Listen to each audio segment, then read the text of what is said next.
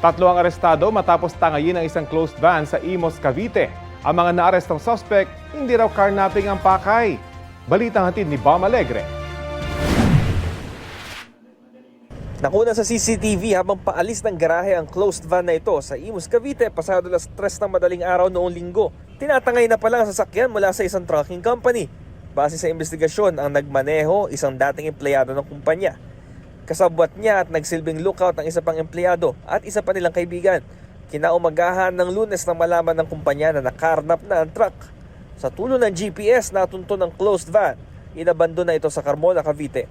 Ayon sa mga pulis, tila hindi ang sasakyan ang punteriya ng mga suspect kundi ang laman nito. So yung insidente po ay yung karnaping ng isang truck na closed van at yung qualified theft dahil yung laman po ng closed van ay ibinenta nitong mga suspect. So ang closed van ay inabandon nila sa Carmona at yung mga items na laman nito ay binenta nila sa Binyan. Tinatayang na sa 160,000 pesos ang halaga ng chichiriyang laman ng closed van. Lumalabas na ibinenta ng tatlong suspect ng bagsak presyo ang laman ng van sa halagang 80,000 pesos. Sa follow-up operation ng pulisya, natunto ng isa sa mga suspect, isang kasalukuyang empleyado na nasa barracks pa ng kumpanya. Kalaunan na aresto rin ang dalawang iba pa. Lukot lang po ako, sir.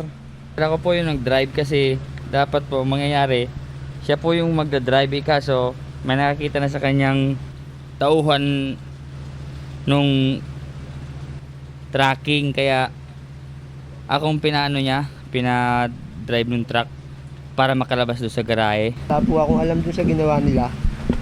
Sila pong dalawa makapagsabi. Naharap sa reklamong carnapping at qualified theft ng mga suspect.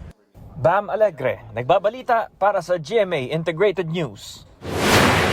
Kapuso, alamin ang maiinit na balita. Bisitahin at mag-subscribe sa GMA Integrated News sa YouTube.